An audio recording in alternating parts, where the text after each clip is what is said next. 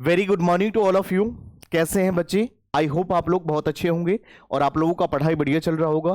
तो जैसे कि सीए फाउंडेशन के अंदर अगर हम बात करें बच्चे, तो लास्ट क्लास के अंदर जो है हम लोगों ने यूनिट नंबर 2 जहां पर कंसोलिडेशन के बारे में डिस्कस करा था। आई होप कि आप लोगों ने वॉच करा होगा। तो चलिए हम लोग आज जो स्टार्ट करने वाले हैं यूनिट, वो यूनिट नंबर 3 है बच्चे, जो आईसीएआई के सिलेबस के ऊपर बेस्ड है। आइए हम लोग बात करते हैं यहाँ पर यूनिट नंबर थर्ड की। अगर हम बात करें other essential elements of a valid contract, या एक कॉन्ट्रैक्ट को वैलिड होने के लिए हमारे पास कौन से ऐसे, याद करिए वो दिन जब मैंने बताया था सेक्शन 10 में जो essential elements of a valid contract, जहां पर मैंने बताया था सबसे पहले ऑफर एंड एक्सेप्टेंस का होना जरूरी होता है, एग्रीमेंट का होना जरूरी होता है, intention to create legal relationship का होना जरूरी होता है, कैपेसिटी ऑफ द पार्टीज का होना जरूरी होता है, कंसोलिडेशन का होना जरूरी होता है। ये सारी बातें बताया था। तो एक कॉन्ट्रैक्ट को वैलिड होने के लिए ये सारे के सारे इसेंशियल एलिमेंट्स थे जिनके बारे में हमने लास्ट क्लास में ओवरव्यू दिया था। और मैंने कहा था कि डिटेल्स इंफॉर्मेशन के लिए हमारा नेक्स्ट चैप्टर जो है उसमें हम लोग डिटेल में इसके बारे में समझेंगे। माइनर कौन होते हैं, उनका एज क्या होना चाहिए, उनके द्वारा की गई कॉन्ट्रैक्ट का क्या माना जाएगा, इस सभी के बारे में हम लोग डिस्कस करेंगे बच्चे, वन शॉट में हम लोग कवर करेंगे। तो आइए हम लोग एक बार देखते हैं कि इसमें क्या क्या कंटेंट कवर करने वाले हैं, उसके बाद हम लोग आगे बढ़ेंगे। तो सबसे पहले पहले कैपेसिटी टू कॉन्ट्रैक्ट, यानी कैपेसिटी ऑफ द पार्टीज। यहाँ पर कौन से पार्टीज ऐसे होते हैं जिनकी कॉन्ट्रैक्चुअल कैपेसिटी होती है, किसका नहीं होता है, ये presented by Rakesh sir, commerce classes, ध्यान रखेंगे। आइए, फ्री कंसेंट का मतलब क्या होता है, लॉफुल ऑब्जेक्ट और कंसोलिडेशन का मतलब क्या समझते हैं, लॉ के अंदर क्या बताया गया है, फिर हम समझेंगे बच्चे वॉइड अग्रीमेंट क्या होता है, फिर हम समझेंगे वेजरिंग एग्रीमेंट हम किसे बोलते हैं, और पब्लिक पॉलिसी क्या होता है, और इसके क्या लीगल ऑब्जेक्ट्स है, रूल्स है, उन सभी के बारे में हम लोग डिस्कस करेंगे। तो आइए मेरे बच्चे हम लोग आगे बढ़ते हैं और एक एक चीजों को समझते हैं। तो सबसे पहले हम बात करेंगे other essential elements of a contract के अंदर हम लोग समझेंगे capacity of contract. Capacity of contract का मतलब लॉ के अंदर ऐसे कौन सा पर्सन है जिनकी कॉन्ट्रैक्चुअल कैपेसिटी होती है और किनका नहीं होता है, इनके बारे में डिस्कस करेंगे। तो capacity refers to the competence of the parties to make a contract. It is one of the essential of a valid contract. बिल्कुल सही बात है। कैपेसिटी का मतलब वो व्यक्ति होते हैं जिनकी कॉन्ट्रैक्चुअल कैपेसिटी होते हैं, यानी मेजर पर्सन होना चाहिए जिनका एज 18 साल कंप्लीट हो चुका है, जो साउंड माइंड के होने चाहिए, जिनकी लॉ के अंदर कॉन्ट्रैक्चुअल कैपेसिटी है, इन व्यक्ति के द्वारा ली गई डिसीजन मान्य होगा, वैलिड होगा, हम उसको क्या बोलते हैं, कैपेसिटी ऑफ कॉन्ट्रैक्ट। तो आइए बढ़िए, यहाँ पर who is a competent to contract, section 11 के अंदर मेंशन करा गया है every person is competent to contract कब। तो यहां पर मेनली क्या है बच्चे, has attend the age of majority, या तो वो एज जो है मेजोरिटी प्राप्त किया हुआ होना चाहिए, साउंड माइंड के होना चाहिए, और not disqualified by the law. हम उसको क्या बोलेंगे बच्चे, हम बोलेंगे ये सारे पर्सन कॉम्पिटेंट होते हैं कॉन्ट्रैक्ट को करने के लिए। समझ में आ गया, क्लियर है पॉइंट्स? चलो हम लोग आगे बढ़ेंगे। अब एज ऑफ मेजोरिटी का मतलब क्या होता है बच्चे, जिनका एज जो है 18 साल हो चुका है कंप्लीट, हम उसको क्या बोलते हैं लॉ के अंदर, हम उसको मेजर पर्सन बोलते हैं। उसके बाद हम बात करते हैं बच्चे, यहां पर ये चीज को पढ़ोगे, in India the age of majority regulated by Indian majority act 1875, every person domiciled in India shall attain the age of majority completion of the 18 year of the years of the age of not before, yani the age of majority being 18 years, a person less than that is even by the day would be minor for purpose of the contract में। अब हम लोग बात करते हैं बच्चे, यहां पर क्या रूल्स है, लॉ रिलेटिंग माइनर्स एग्रीमेंट। अगर पोजीशन ऑफ माइनर, यानी माइनर के द्वारा कोई भी एग्रीमेंट किया जाएगा वो वॉइड एब इनिशियो माना जाएगा। वॉइड फ्रॉम वेरी बिगिनिंग होता है बच्चे, इसके बारे में डिस्कस करते हैं। और contract made with minor is void एब इनिशियो, यानी एक माइनर के थ्रू अगर कॉन्ट्रैक्ट करते हो तो वॉइड एब इनिशियो बन जाता है। इस बात का ध्यान रखोगे विशेष तौर पर। तो यहां पर यही धर्मदास, यहां मोहिरी बीबी वर्सेस धर्मदास घोष का ये जो केस है बच्चे, हम केस लॉ के लिए सेपरेट में हम बात करेंगे जरूर, और इसके लिए हम बनाएंगे। तो यहां पर क्या, मिस्टर डी इज अ, यहां पर डी एक माइनर है, mortgage his house for ₹20,000 to money lender, but mortgage that is money lender has paid 8,000 subsequently to the minor. Held file a suit a cancellation of the contract, held contract is void because Mr. D is a minor। यहां पर D कौन है बच्चे, यहां पर आप क्या कर रहे हो, 20,000 का चीज यहां पर कितने, यहां पर क्या कर रहे हो आप, मोर्टगेज में कितने दे रहे हो, 8,000 रुपए में। तो यहां पर क्या माना जाएगा, मिस्टर डी है एक माइनर, तो माइनर के साथ जो एग्रीमेंट किया जाएगा वॉइड बन जाता है। उसके बाद no ratification after at the majority. अगर कोई भी कॉन्ट्रैक्ट अगर ड्यूरिंग माइनॉरिटी किया गया है और जब उसका एज मेजोरिटी प्राप्त हो चुका है, उसके बाद इसको रेटिफिकेशन नहीं कर सकते, इसको चेंजेस नहीं कर सकते हैं। Minor can not ratify the agreement on attaining majority as original agreement is void ab initio and void agreement can never be ratified. कहने का मतलब एक void एग्रीमेंट को कभी भी रेटिफाइड नहीं कर सकते। एग्जाम्पल पढ़ेंगे आपको समझ में आ जाएगा। कोई भी अगर डाउट्स होता है कमेंट सेक्शन में बताओगे आप। माइनर कैन बी बेनिफिशियरी और take benefits out of the contract. तो यहां पर माइनर बेनिफिशियरी भी हो सकता है बच्चे। जैसे अगर हम बात करें तो यहां पर through a minor is not a competent to contract, nothing in the contract act prevent the minor from the making other party bound to him because he though incompetent to contract may not accept a benefit, a minor cannot become a partner in a partnership form। यानी minor जो है एक partnership form में partners नहीं बन सकता। कौन से फॉर्म में बच्ची? Existing form. यहां पर जो है नया फॉर्म के साथ वो पार्टनर्स नहीं बन सकते, एग्जिस्टिंग फॉर्म में बन सकते हैं बट बेनिफिट्स के लिए बन सकते हैं। माइनर को लॉस नहीं होना चाहिए, लॉ ऐसा मान करके चलते हैं, बच्चे हैं इनके साथ गलत नहीं होना चाहिए। इस बात का ध्यान रखोगे तो कोई भी नया पार्टनरशिप में उसको एज अ पार्टनर नहीं बना सकते, बाकी एग्जिस्टिंग पार्टनरशिप में बना सकते हो पार्टनर, बट किस चीज के लिए? क्योंकि वहां पर प्रॉफिट्स के लिए, बेनिफिट्स के लिए। क्योंकि माइंड पार्टनरशिप का डेफिनेशन कहता है partnership is the relationship between two or more persons. Persons में माइनर नहीं आते हैं क्योंकि माइनर का एज 18 साल से कम होता है। इस बात का ध्यान रखोगे। एग्जांपल पढ़ोगे, a mortgage was executed in the favour of minor held he can get a decree of the enforcement and mortgage. Minor can always plead minority. यानी कहने का मतलब a minor can always plead minority and not stop to do even where he has taken any loan or entered to any contract falsely representing that he was major। Rule of estoppel cannot apply against the minor। It means he can allowed to plea his minority in defense। तो ये ऐसा कर सकता है क्योंकि law कहता है कि minor can always please minority, ऐसा बोल सकता है। चलिए, तो यहां पर एक रूल जो है rules of estoppel can not applied against the minor. आइए बच्चे एग्जाम्पल इसको पढ़ोगे। एग्जाम्पल का मतलब अगर हम बताएं, ए यहां पर एक minor has falsely induced himself as a major. तो ये माइनर है बट वो अपने आप को मेजर रिप्रेजेंट कर रहा है and contracted with mister x.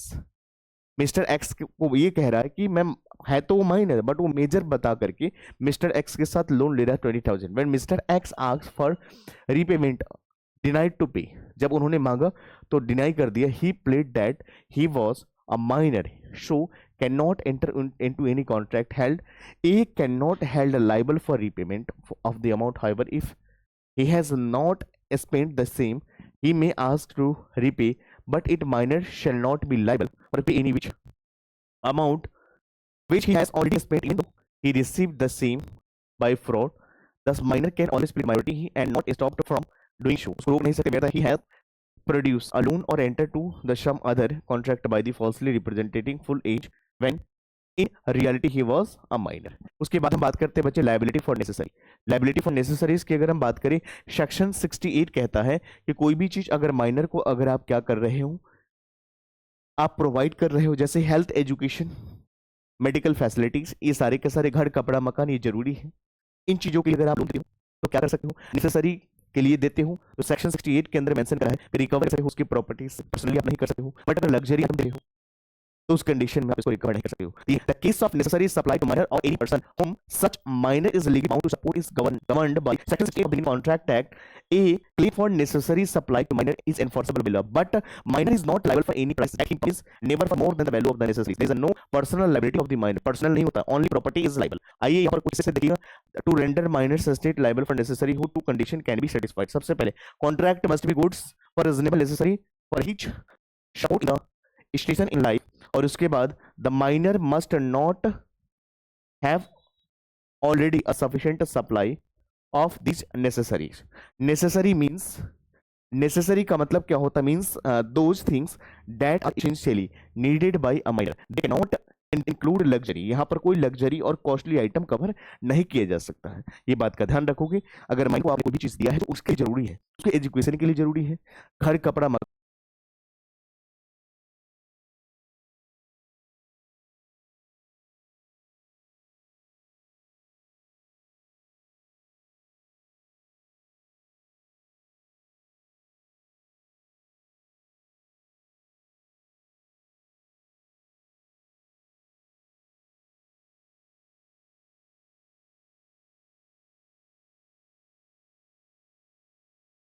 मकान उसके जीने के लिए जरूरी है, बट लग्जरी आइटम अगर देंगे, कॉस्टली आइटम अगर आप दे रहे हैं तो ये कवर नहीं किया जाएगा, इस बात का ध्यान रखेंगे, ये सेक्शन 68 कहता है। चलो उसके बाद अगर बात करें, डेफिनेटली इसको पढ़ोगे, contract by guardian how for enforceable through a minor agreement is void, his guardian can under certain circumstances enter into valid contract on a minor's behalf where the guardian makes a contract for the minor which is within his competence and which is for benefit of the minor. There will be valid contract which the minor can enforce, but all contracts made by the guardian on behalf of minor are not valid. सारे के सारे जो contract होते जो guardian के behalf पर होते valid नहीं होगा। For instance, guardian of minor has power to bind the minor by contract of purchase of immovable property, but a contract entered by into the certified guardian appointed by the court a minor with the sanction of the court for sale of the minor's property may be enforced either party to contract. तो यहाँ पर no specific performance का मतलब क्या होता है, तो minor's agreement being absolutely void, there can be no question of specific performance in such agreement. No insolvency की अगर बात करें बच्चे, यहाँ पर क्या होता है, no insolvency, a minor can not be declared insolvent as a minor cannot be declared insolvent as he is incapable of contracting debts and dues are payable from the personal properties of minor shall never be personally liable। तो यहाँ पर personally नहीं होता, partnership के अंदर, partnership की बात करें, minor being incompetent to contract can not enter into partnership. मैंने अभी जस्ट बताया माइनर क्या हो सकता है, एजेंट भी हो सकता है। अ minor can act an agent but he will not be liable for his principal for his act. A minor can draw, deliver and endorse negotiable instrument without himself being liable। आइए उसके बाद बात करते हैं बच्चे, एग्जांपल आप definitely पढ़ लोगे। Minor can not bind the parent or guardian. Minor can not bind parent or guardian की बात करें, in the absence of authority express or implied, an infant is not capable of binding his parent or guardian even necessaries, the parent will be held liable only when child acting agent or parents। यानी यहाँ पर Richa a minor enter into contract for buying a scooty from the dealer and mentioned that parent will be liable for the payment of a scooty. The dealer sent a letter to her parents for money. The parents will not liable for such payment of the contract was entered by the minor, their absence of out of the their knowledge। तो ये यहाँ पर क्या, minor can not bind parents और guardian. यहाँ पर क्या होता है, in the absence of authority. अभी तक आपने क्या करा है, गार्डियन के नॉलेज में ही नहीं है और आपने नोटिस भेज दिया, तो ऐसा नहीं कर सकते। उसके बाद बात करते हैं joint contract by the minor and adult.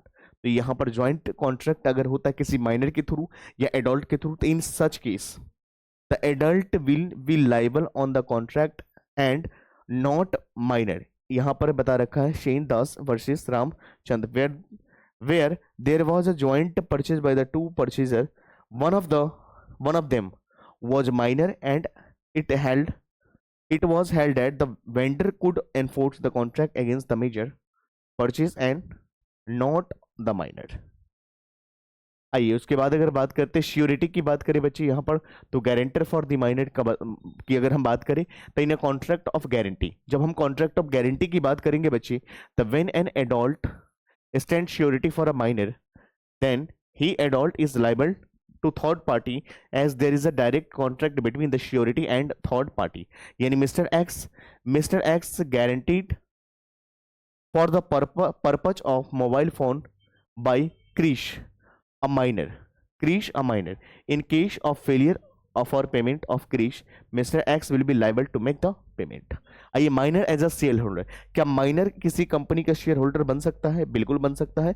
अब minor being incompetent to contract A minor being incompetent to contract cannot be shareholder of the company. If by mistake becomes a member, the company can resign and the transaction and remove his name from the register, but a minor may, acting through lawful guardian, become shareholder by the transferation. But अगर lawful तरीके से अगर आ रहा है तो ये valid माना जाएगा. लाइबिलिटी फॉर टोट्स की अगर बात करें बच्चे, अ टोट इज अ सिविल रॉन्ग होते हैं जब minor is a liable in tote unless tote is reality is a breach of contract. Thus where a minor borrowed horse for riding only, he was held liable when the lent of horse is one of the his friends who jumped and killed the horse. Similarly, a minor was held liable for his failure to return the certain instrument which held hired and passes on to the friends. उसके बाद minor the person of sound mind. अभी just हम लोगों ने discuss करा था. तो person कैसा होना चाहिए? साउंड माइंड के होना चाहिए. यानी person is said to be sound mind जब वो क्या होता है, कॉन्ट्रेक्चुअल कैपेसिटी उनकी होती है तो साउंड माइंड कहलाते हैं. उसके बाद position of unsound mind making contract. Unsound mind का के द्वारा अगर कोई भी कॉन्ट्रैक्ट किया जाता है, मैंने बताया दो तरह के पर्सन होते हैं. एक होता है यहाँ पर मेजर पर्सन और एक होता माइनर होते हैं. तो यहाँ पर अगर हम बात करें, यहाँ पर एक होता साउंड माइंड, एक होता अनसाउंड. साउंड माइंड वो पर्सन होते हैं जिनकी कॉन्ट्रेक्चुअल कैपेसिटी होती है. अनसाउंड माइंड पर्सन ऐसे होते हैं जिनका कॉन्ट्रेक्चुअल कैपेसिटी नहीं होते. साउंड माइंड पर्सन के थ्रू जो कॉन्ट्रैक्ट किया जाता है वो वैलिड माना जाता है, और यहाँ पर अनसाउंड पर्सन के साथ जो कॉन्ट्रैक्ट किया जाएगा वो क्या माना जाएगा बच्ची? यहाँ पर वॉइड माना जाएगा. Contract by disqualified person. जब डिस्क्वालिफाइड पर्सन के थ्रू भी अगर कोई कॉन्ट्रैक्ट किया जाएगा तो ये भी वॉइड माना जाएगा. वॉइड माना जाएगा. आप इस बात को समझो. चलो उसके बाद हम लोग बात करेंगे बच्चे फ्री कंसेंट का मतलब क्या होता है. फ्री कंसेंट दो शब्दों से मिलकर के बना है, फ्री प्लस कंसेंट. तो पहले हम जानेंगे कंसेंट का मतलब क्या होता है. कंसेंट का मतलब होता है जो आप यहां पर कंसेंट आपका फ्री होना चाहिए. किस चीज से? कोर्सन से, अंडर इन्फ्लुएंस से, फ्रॉड, मिसरिप्रेजेंटेशन. तो consent is not free when it is caused by कोर्सन, under influence, fraud, misrepresentation. तो कॉन्ट्रैक्ट आपका वर्डेबल बन जाएगा. समझ में आ रही है. उसके बाद मिस्टेक की बात करें बच्चे तो यहाँ पर कॉन्ट्रैक्ट इज मिस्टेक की अगर हम बात करें बच्चे तो कॉन्ट्रैक्ट इज वॉइड.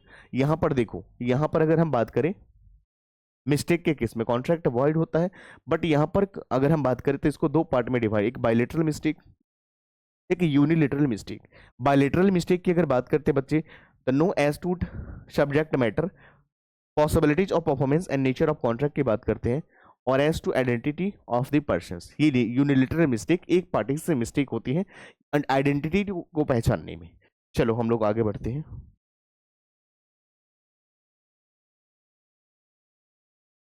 आइए डेफिनेशन की हम बात करें. Consent according to section 13. Section 13 में बताया गया two or more person are said to be consent when they are agreed upon same thing in same sense. यहां पर आपको इसीलिए यहां पर बोला गया है कंसेंसस एंड एड आइटम का मतलब होता है यहां पर तो यहां same thing in same sense की हम बात करते हैं, इसको लैटिन वर्ड में हम कहते हैं. तो यहां पर two person are said to be consent when they are agreed upon same thing in same sense की जब हम बात करते हैं इसको कंसेंट बोलते हैं. उसके बाद अगर हम बात करें यहां पर तो आपका कंसेंट कैसा होना चाहिए. तो आइए हम बात करते हैं डेफिनेशन के फ्री कंसेंट. फ्री कंसेंट का डेफिनेशन कहां पर दिया है बच्चे? सेक्शन 14 में दिया हुआ है. Consent is said to be free when it is not caused by coercion, उसके बाद अंडर इन्फ्लुएंस, उसके बाद फ्रॉड, और उसके बाद मिसरिप्रेजेंटेशन एंड मिस्टेक के बारे में यहां पर बताया गया. तो इन सभी के थ्रू अगर कोई भी कॉन्ट्रैक्ट बनता है जैसे कि coercion, under influence and fraud और मिसरिप्रेजेंटेशन, आपका कॉन्ट्रैक्ट क्या बन जाता है? वॉइडेबल बन जाता है. समझ में आ गया? क्लियर है पॉइंट्स? चलो हम लोग आगे बढ़ेंगे और उसके बाद बात करेंगे एलिमेंट्स ऑफ बिटेटिंग फ्री कंसेंट. आइए कोर्शन के बारे में समझते हैं बच्चे. तो सिंपल वर्ड में समझेंगे कोर्शन का मतलब क्या होता है. जहां पर धमकी दिया जाता है, जहां पर थ्रेट करी जाती है, जहां पर यहां पर क्या करते हैं, यहां पर एक व्यक्ति दूसरे व्यक्ति को टर्चर करते हैं, कमिटमेंट करते हैं, या कोर्शन इज कमिटिंग. तो कोर्शन का डेफिनेशन कहा दिया section 15. Coercion is committing, threatening to commit any act forbidden by IPC or unlawful detaining or threatening to detain any property to the prejudice of any person whether wishes with the intention of causing any person to enter into agreement, हम उसको coercion बोलते हैं बच्चे। तो यहाँ पर it is not noted that section does not require any coercion must proceed from the parties to contract nor it is necessary. तो simple word में आपको ये समझना है कि जहां पर धमकी दिया जाता है, जहां पर डराया जाता है, जहां पर क्या किया जाता है, किडनैप करने की बात करी जाती है, जहां पर सामने वाले व्यक्ति को परेशान कर रहे हैं, कि जैसे मान लीजिए आपका 5 लाख का कार है, मैंने कहा आप इसको 50,000 में दे दो, नहीं तो आपको हम क्या कर देंगे, गोली मार देंगे। तो यहाँ पर इस तरह के एग्रीमेंट क्या है बच्चे, ये कोर्सन की कैटेगरी में आएगा, यानी धमकी दिया है। तो यहाँ पर एक पार्टी जो होते हैं स्ट्रॉन्गर पार्टी होते हैं, और एक पार्टी जो होते हैं वीकर पार्टी होते हैं। समझ में आ गया? तो ये एग्रीव्ड पार्टी के ऑप्शन के ऊपर डिपेंड करता है। द इफेक्ट ऑफ कोर्सन, कोर्सन जब होता है उसकी कंडीशन में कॉन्ट्रैक्ट आपका वॉइडेबल बन जाता है at the option of aggrieved party. Simple word में ये समझना है कि कॉन्ट्रैक्ट कोर्सन का मतलब क्या होता है, तो जहां पर धमकी दिया जाता है, जहां पर यहां पर आपको थ्रेटनिंग की जाती है, जहां पर इस तरह के एक्टिविटीज होता है, हम उसको क्या बोलते हैं बच्चे, हम कोर्सन बोलते हैं। जैसे आपका 5 लाख का कार को हमने कहा कि 50,000 में दे दो वरना आपको गोली मार देंगे, आप अपना फोन जो है हमें 2,000 में दे दो वरना आपको हम किडनैप कर लेंगे। तो इस तरह का किसी के प्रॉपर्टीज पे कब्जा करना, ये सारे के सारे कोर्सन में आ जाता है बच्चे। समझ में आ गया? और जब भी कोर्सन के थ्रू कोई भी कॉन्ट्रैक्ट बनता है, कोई भी एग्रीमेंट बनता है, तो voidable at the option of aggrieved party, क्योंकि दो पार्टीज होते हैं, एक होता है स्ट्रॉन्गर पार्टी, एक होता है वीकर पार्टी। तो वीकर पार्टी के साथ गलत हुआ है तो एग्रीव्ड पार्टी को प्रूव करना पड़ेगा कि उसके साथ क्या हुआ है, उसके ऑप्शन के ऊपर डिपेंड करता है। चलो उसके बाद अगर हम बात करते हैं बच्चे, threat to commit suicide whether it is coercion, ये सवाल है। Suicide through forbidden by IPC is not punishable as deed mean cannot punished but section 15 declared that committing and threatening to commit, यहां पर कहने का मतलब सुसाइड जो है through forbidden by Indian penal code is not punishable, but यहां पर अगर आप सेक्शन 15 की बात करें जहां पर क्वेश्चन में कमिटिंग किया जाता है, थ्रेटनिंग किया जाता है, कमिट किया जाता है फॉरबिडन बाय आईपीसी, तो बच्चे यहां पर क्वेश्चन बन सकता है। समझ में आ गया? क्लियर है पॉइंट्स? आप इसको पढ़ लोगे। अब हम लोग बात करते हैं बच्चे, यहां पर कोर्स एक होता है कोर्सन में फिजिकल दबाव दिया जाता है, बट यहां पर अनड्यू इन्फ्लुएंस में क्या होता है बच्चे, मेंटल तरीके से यहां पर दबाव तो यहां पर भी दिया जाता है, यहां पर इन्फ्लुएंस किया जाता है। तो section 2 according to section 16 of the Indian Contract Act 1872, a contract is said to be induced by undue influence where the relation subsisting between the parties such that one of the parties is positioned to dominate the will of other, he uses the position of obtain unfair advantages of other। कहने का मतलब ये है कि यहाँ पर एक गुरुजी है अपने शिष्य को, तो यहाँ पर रिलेशन का होना जरूरी होता है। एक व्यक्ति जो होता है उनका स्ट्रॉन्ग रिलेशन, विल ज्यादा होता है, ट्रस्ट होता है, कॉन्फिडेंस। जैसे यहाँ पर एक डॉक्टर के क्लाइंट के, एक डॉक्टर और पेशेंट के साथ जो रिलेशन होता है स्ट्रॉन्ग रिलेशन होता है, एक टीचर और एक स्टूडेंट के साथ स्ट्रॉन्ग रिलेशन होता है, एक एडवोकेट एंड क्लाइंट के साथ जो होता है एक स्ट्रॉन्ग रिलेशन होता है, वहां पर अनड्यू इन्फ्लुएंस होने का चांसेस ज्यादा होता है। जैसे A having advance money to his son, A having advanced money to his son, B during his minority, upon B coming the age of obtained by misuse of parental influence, A moved from B for greater amount that the sum due in respect of advance employees is undue influence। तो यहाँ पर क्या हो रहा है, employees undue influence हो रहा है। अब हम लोग बात करते हैं essential ingredients under the provisions are relation between the parties, parties के बीच में रिलेशन की हम बात करेंगे सबसे पहले। तो सबसे पहला कंडीशन है person can influence by the other when the near and dear relation का होना जरूरी है।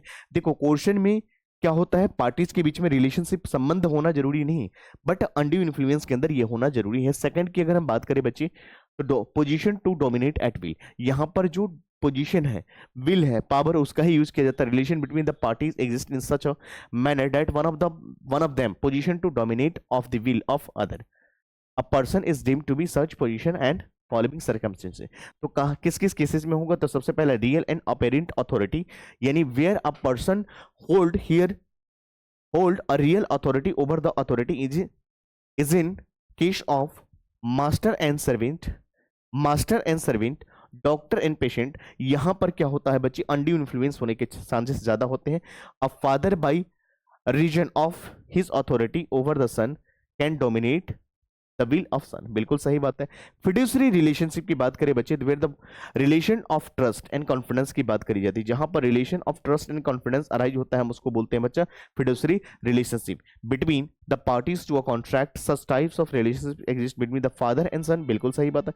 Solicitor and client, husband and wife, creditor and debtor, ये सारे के सारे बच्चे क्या आ गए, एग्जाम्पल आ गए किसके, फिड्यूसरी रिलेशनशिप के। तो यहां पर ये बातें बताया गया, समझ में आ गया, क्लियर है पॉइंट्स। चलो हम लोग आगे बढ़ेंगे।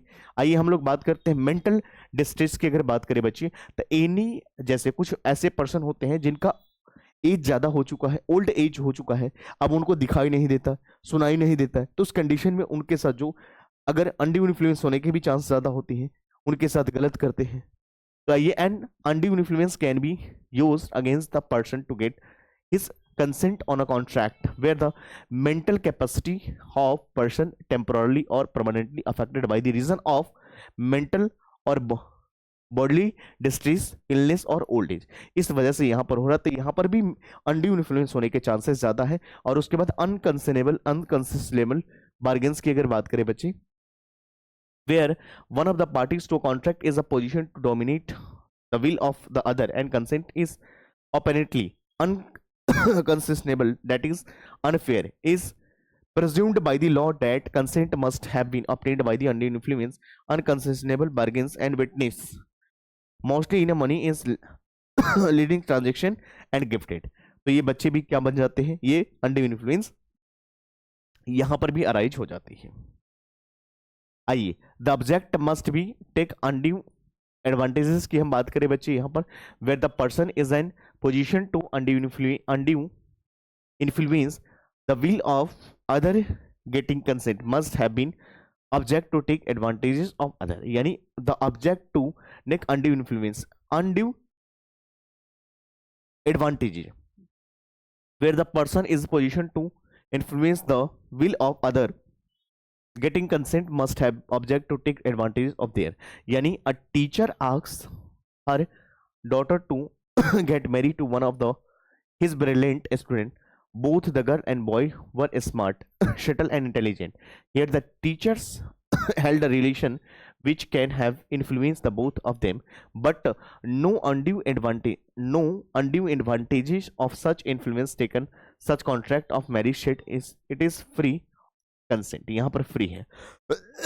आइए बच्चे, यहां पर हम लोग बात करेंगे कि जब जब अगर यहां पर अनड्यू इन्फ्लुएंस होता है तो यहां पर जो है किसे प्रूफ करना पड़ेगा कि उसके साथ क्या हुआ है। तो वर्डन ऑफ प्रूफ की बात करें बच्चे, क्या होता है उसके बारे में सब, when a one party to decide to avoid a contract on the ground of undue influence, he has prove that, क्या करना पड़ेगा, the other party is in position to dominate of his will. Second, the other party actually use the position of obtain his consent। और उसके बाद third point में जो transactions is unfair और अनकंसिस्टेबल, तो ये तीन कंडीशंस का होना जरूरी होता है। आइए बच्चे, मैंने अभी जस्ट आपको बताया था कि जब भी कभी अगर इफेक्ट अगर होता है, जब भी अगर कभी होता है अनड्यू इन्फ्लुएंस, चाहे कोर्सन, चाहे अनड्यू इन्फ्लुएंस, चाहे फ्रॉड, मिसरिप्रेजेंट, इन चारों ही केसेस में क्या होता है, आपका कॉन्ट्रैक्ट क्या बन जाता है, voidable at the option of aggrieved party. When consent of an agreement is caused undue influence agreement is contract is voidable at the option of aggrieved parties whose consent was so caused.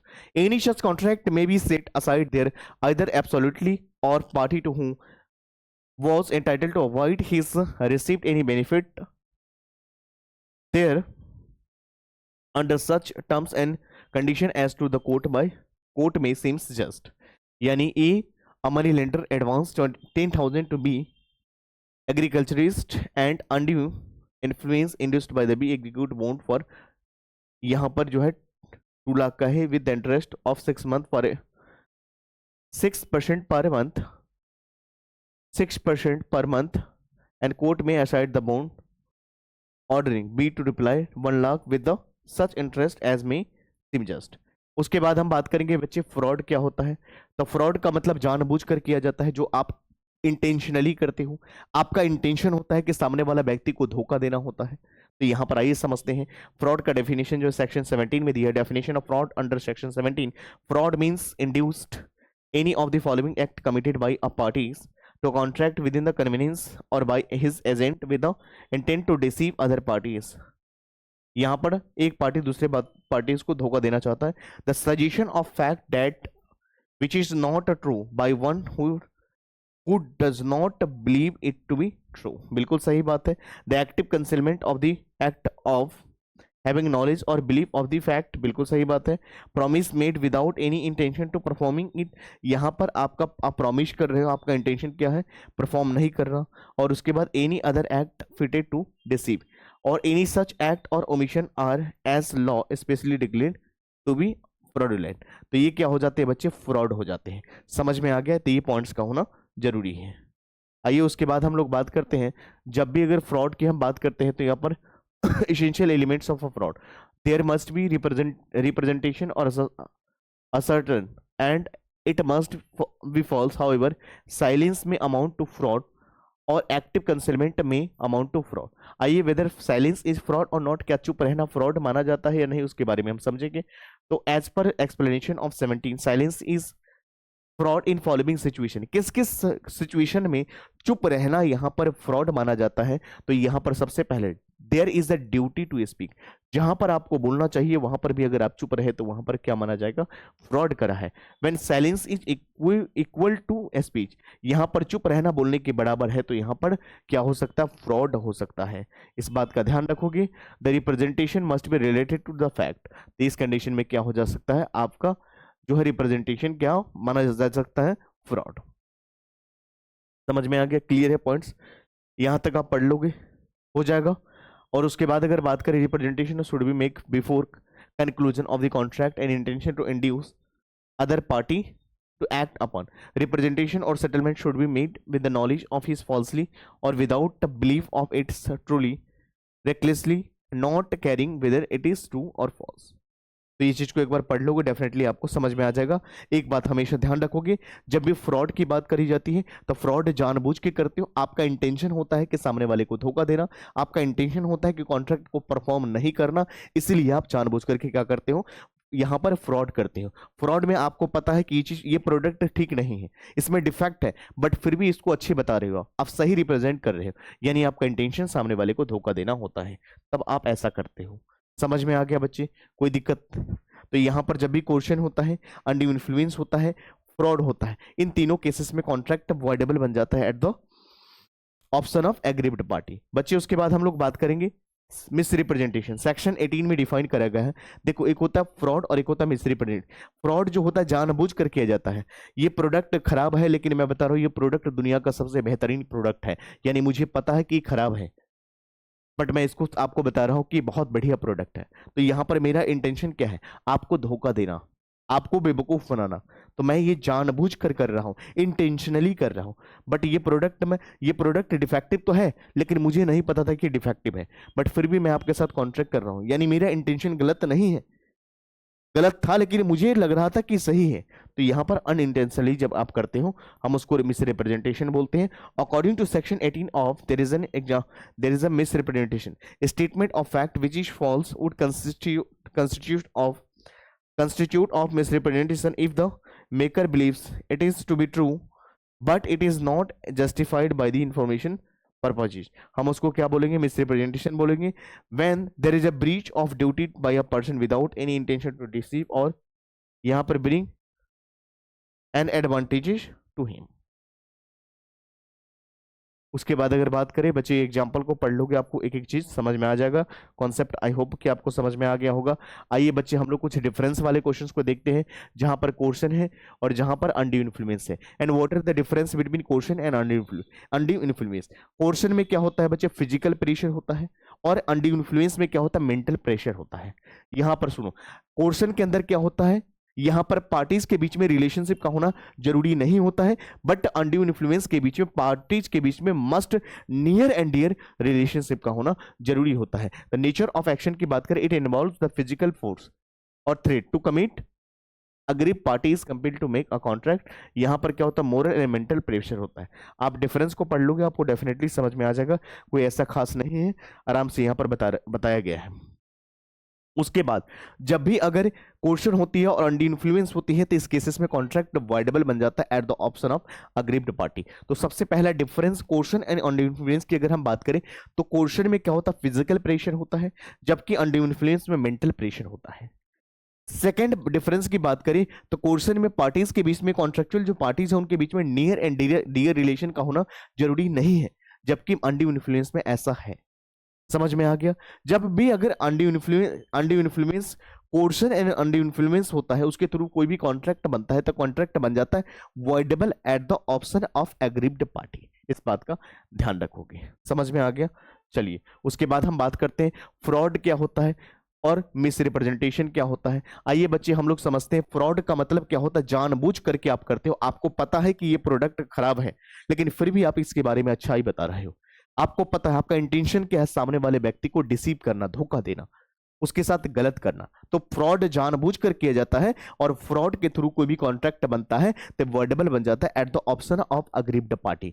But miss representation में क्या होता है, आप unintentionally करते हो, आपका intention सामने वाले को धोखा देना नहीं होता है, यानी आप नहीं चाहते हो कि सामने वाले के साथ गलत हो, बट जो चीज आप बता रहे हो वो गलत है लेकिन आपको लग रहा है वो सही है, यानी आपका इंटेंशन गलत नहीं है, यहां पर आपके इंटेंशन सही है। तो जब भी अगर हम बात करते हैं बच्चे तो to deceive the other party is binding to the truth, यहां पर miss there is a no such intention to deceive other party, यहां पर कोई इंटेंशन नहीं होता। नॉलेज ऑफ ट्रूथ की बात करें, person making suggestion believe that statement is untrue, उनको पता होता है कि चीज सही नहीं है, but person making the statement believes it is to be true, but ये सही नहीं है। समझ में आ गया? दोनों के बीच में जो कॉन्ट्रैक्ट बनता है वर्डेबल बन जाता है at the option of aggrieved party. उसके बाद बात करते हैं मिस्टेक ऑफ लॉ की बात करें, एक होता है इंडियन लॉ, एक होता है फॉरेन लॉ। इंडियन लॉ के थ्रू अगर कोई भी कॉन्ट्रैक्ट अगर एंटर होती है तो वैलिड माना जाता है, और मिस्टेक ऑफ फॉरेन लॉ के अंदर क्या होता है, आइए इन सभी के बारे में हम लोग एक एक करके डिस्कस करते हैं बच्चे। आइए समझते हैं मिस्टेक का मतलब क्या होता है, यानी एरोनस बिलीफ होना चाहिए। मिस्टेक में be defined as a innocent and erroneous belief which leads to the party to misunderstand to the others। mistake में either mistake of law और mistake of fact की हम बात करते हैं। mistake of law की बात करें, mistake of law is further classified of mistake of Indian law और mistake of foreign law। उसके बाद बात करें mistake of law, Indian law की बात करें, as per a person cannot allowed to get any relief on the ground of that done particular act in a ignorance of law, यानी ignorance of law is no excuse वाली situation. Mistake as foreign law, अगर foreign law के through अगर कोई भी mistake होता है बच्ची तो कॉन्ट्रैक्ट वॉइड बन जाता है, बट इंडियन लॉ के थ्रू कोई भी कॉन्ट्रैक्ट अगर एंटर होती है तो ये क्या होता है, वैलिड माना जाता है। बायलैटरल की अगर बात करें बच्ची यहाँ पर, तो बायलैटरल एग्रीमेंट का मतलब क्या होता है, यहाँ पर हम कहते हैं बायलैटरल मिस्टेक या where both parties are agreement to under mistake, दोनों व्यक्ति क्या कर रहा है, मिस्टेक कर रहा है, हम उसको क्या बोलेंगे, बायलैटरल मिस्टेक बोलेंगे। आइए बच्चे उसके बाद हम बात करते हैं केस ऑफ बायलैटरल मिस्टेक। ऐसा कौन सी केस होगा जहां पर कॉन्ट्रैक्ट आपका बायलैटरल मिस्टेक के केस बन सकता है, mistake as to quality of the subject matter, बिल्कुल सही बात है। Mistake as to existence of subject matter, बिल्कुल सही बात है। Mistake as to identity of the subject matter, बिल्कुल सही बात है। Mistake as to title of the subject matter, mistake as to price of the subject matter, mistake as to quantity of the subject matter. Unilateral mistake का मतलब क्या होता है according to section 22, contract is not voidable mainly because it was caused by one of the parties to it being under the mistake a mistake to a matter of fact. हम उसको क्या बोलते हैं बच्चे, यूनिलैटरल मिस्टेक बोलते हैं। आइए legality object and consideration का बात करें अगर बच्चे, तो आपका कॉन्ट्रैक्ट का एग्रीमेंट कैसा होना चाहिए, आपका यहां पर टर्म्स कैसा होना चाहिए, लीगल होना चाहिए, लॉफुल होना चाहिए, वैलिड कंसिडरेशन की रिक्वायरमेंट होती है बच्चे। The which consideration of an object lawful and those which are not free. Section 23 कहता है कि व्हेन कंसिडरेशन और object is forbidden by law, तो यहां पर एग्रीमेंट आपका कैसा बन जाएगा, वॉइडेबल बन जाएगा, यहां पर वॉइड बन जाएगा आपका अगर कंसेंट एग्रीमेंट अगर फ्री नहीं होगा। तो act forbidden by law those which are punishable under statute or as well as those prohibited by regulation or orders make in exercise of the authority covered by the legislature। आइए उसके बाद अगर हम बात करें, when consideration of an object of such nature that is permitted, it would defeat the provisions of law. यानी if the consideration or object of an agreement of such nature that is not directly but indirectly it is would defeat the provision of the law, agreement is void. तो इस condition में agreement आपका क्या हो जाएगा, void बन जाएगा. आइए एग्जांपल यहाँ बोल रखा है, estate is sold, estate's sold for arrears of revenue under the provisions of an act of legislature by which the defaulter is prohibited from purchasing of estate B estate to A upon receiving from him price which has paid, the agreement is void. यहाँ पर agreement क्या बन जाएगा बच्चे, void बन जाएगा. when it is fraudulent, जब आपका एग्रीमेंट का नेचर कैसा होगा, फ्रॉडुलेंट होगा, फ्रॉड करने का होगा, तो यहाँ पर क्या माना जाएगा बच्चे, void माना जाएगा, ध्यान रखोगे. आइए उसके बाद हम बात करते हैं यहाँ पर, तो यहाँ पर क्या होता है, the general term injury means criminal और रॉन्गफुल, अगर हार्मफुल अगर एक्टिविटीज है तो ये भी वॉइड माना जाएगा. उसके बाद व्हेन कंसिडरेशन इज इमोरल, अगर कंसिडरेशन क्या है, इमोरल है. The following are the examples of agreement where the object of an consideration is unlawful being immoral. तो यहाँ पर क्या हो रखा है, कुछ कंसिडरेशन बता रखा है, इमोरल है. The following are the examples of agreement where the object of an consideration is unlawful, जो क्या है अनलॉफुल है और इमोरल है. यानी where P had advance money to L, a married woman to the enable her obtained divorce from her husband, and D had agreed to marry him as soon as she could obtain the divorce. It was held that P was not entitled to recover the amount since the agreement held for the object divorce of D from her husband and the promise of the marriage given under circumstances of the goods and moral. तो यहाँ पर क्या है, immoral की बात करी गई है.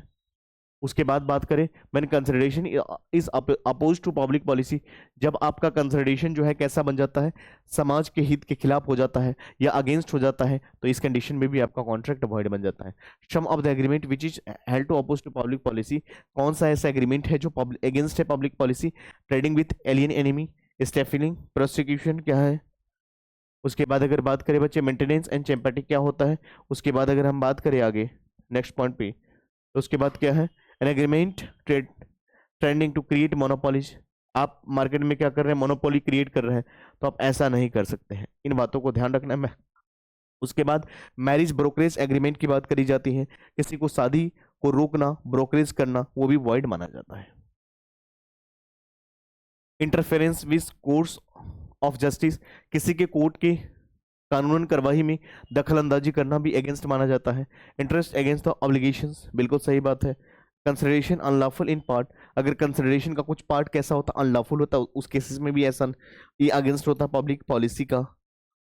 उसके बाद अगर बात करें बच्चे यहाँ पर expressly declare to be void under the agreement की बात करें, made by the incompetent of the parties, agreement made under the bilateral mistake, सही बात है. Agreement as the consideration object which is unlawful, जो सेक्शन 23 में दिया है. Agreement of the consideration of an agreement object of an which is unlawful and in parts of section 24. उसके बाद अगर बात करें बच्चे यहाँ पर, तो उसके बाद एग्रीमेंट मेड विदाउट कंसिडरेशन जो है सेक्शन 25 में दिया हुआ है. उसके बाद अगर बात करें agreement in restraint of marriage, agreement in restraint of trade, agreement in restraint of legal proceeding, agreement of the meaning of which is uncertain और unenforceable होते हैं. wagering agreement की बात करी गई है. agreement to do impossible act, section 56. आइए बच्चे उसके बाद अगर बात करें agreement in restraint of marriage, किसी के विवाह को शादी को रोकना, ये भी सही नहीं है. उसके बाद agreement in restraint of trade, किसी को व्यापार करने से रोकना, लीगल फॉर्म में बिजनेस करने से रोकना, भी ये भी क्या है, अपोस्ट है पब्लिक पॉलिसी की. उसके बाद बात करें बच्चे यहाँ पर agreement in restraint of legal proceeding, किसी को कानून कार्रवाई करने से रोकने का काम भी जो है सेक्शन 28 मना करता है, इस बात का ध्यान रखना है. आइए agreement the meaning of which is uncertain, uncertain का मतलब an agreement the meaning which is not certain, यानी ये क्या बन जाता है, वर्ड बन जाता है। वेजरिंग एग्रीमेंट क्या होता है उसके बारे में डिस्कस करते हैं। तो wagering an agreement made by the wager is void. It is an agreement involving payment of some money upon determination of the uncertain events. The essence of wager is that each side should stand to win or lose depending on the way of uncertain events take the place of interference to which the chance is to taken and the occurrence which neither two parties take time interest। तो यहाँ पर wagering agreement की बात करी गई है जहाँ पर कुछ पॉइंट्स हैं। तो there must be a promise to pay the money और मनीज वर्थ। वेजिंग एग्रीमेंट में ध्यान रखो कि मनीज और मनीज वर्थ का होना जरूरी है। प्रॉमिस मस्ट बी कंडीशनल और इवेंट ऑफ हैपनिंग और not happening. There must be uncertainty of event, बिल्कुल सही बात है। Which must be to parties, each parties must be stand with to win और एक लूज करेगा, बिल्कुल सही बात है। There must be common intention to beat the timing of text such agreement. Parties should have no interest in the event except for stake। उसके बाद बात करें बच्चे ट्रांजेक्शंस सिमिलर टू वेगर की बात करें, जहां पर गैम्बलिंग की बात करी जाती है, लॉटरी ट्रांजेक्शन हो गया, ये सारे के सारे जो एग्जांपल्स हैं। क्रॉस वर्ड पजल्स और कंपटीशन की बात करेंगे तो यहाँ पर एक केस लॉ दिया हुआ है बच्ची, state of Bombay versus RMD, यानी चमरबंद वाला AIR 1957। उसके बाद अगर बात करें बच्ची स्पेकुलेटिव ट्रांजेक्शन का होना, एन एग्रीमेंट और share market transaction where the parties intend to settle the difference between the contract of price and market price certain goods और shares specific day, that is gambling and hence. तो gambling के through जो बना ये क्या बन जाएगा बच्चे, वॉइड बन जाएगा, इस बात का ध्यान रखोगे। आइए उसके बाद अगर हम बात करते हैं बच्चे, यहाँ पर क्या बताया गया है, हॉर्स रेस ट्रांजेक्शन की बात करें, horse race competition where the prize payable to the bid under the less than 500 is wager. तो यहाँ पर क्या बोला गया बच्चे, A and B enter into agreement with in which a promise to pay 2 lakh rupees provided Chetak wins horse competition. This is not a wagering transaction because section 30 is not applicable for agreement contribute towards played price and sum of the money of the value of 500 or above awarded to winner of the horse race। उसके बाद बच्चे यहाँ पर देखेंगे transaction resembling with the wagering transaction but are not void, ये void नहीं माना जाएगा। जैसे चिट फंड फंड हो गया, चिट फंड हो गया, उसके बाद कमर्शियल ट्रांजेक्शन हो गया और शेयर मार्केट ट्रांजेक्शन हो गया, गेम्स ऑफ स्किल्स हो गया, एथलेट्स हो गया, कंपटीशन हो गया, ये सारे के सारे क्या होगा बच्ची, वैलिड। कॉन्ट्रैक्ट ऑफ इंश्योरेंस हो गया और उसके बाद distinction between contract of insurance and wagering agreement हम अभी बात करेंगे। तो ये सारे के सारे क्या होगा बच्ची, ये वॉइड नहीं होगा, ये वैलिड होगा। यानी chit fund does not come with the scope of wager, बिल्कुल सही बात है। In case of chit fund a certain number of person decide to contribute fix sum for a specific period at the end of month, ये क्या है बच्चे, ये valid माना जाएगा, इस बात का ध्यान रखोगे। आइए उसके बाद बात करते हैं contract of insurance. Contract of insurance क्या है, एक इंश्योरेंस होता है जहां पर it is N contract between, यहाँ पर जो होता है इंश्योर्ड पर्सन के साथ कॉन्ट्रैक्ट किया जाता है। तो मीनिंग क्या, it is a contract to indemnify loss, बिल्कुल सही बात है। वेजरिंग एग्रीमेंट में it is a promise to pay money और money's worth on the happening और non happening of certain event की बात करी जाती है। कंसिडरेशन की बात करें, the crux of insurance contract is a mutual consideration of premium and compensation amount, but wagering agreement there is a no consideration between the two parties, there is a just gambling और money, gambling for money, यहाँ पर सिर्फ gambling करी जाती है money की, इस बात का ध्यान रखोगे, आराम से आपको ये समझ में आ जाएगा। एनफोर्सेबिलिटीज की बात करें, इट इज अ वैलिड होता है but it is a void और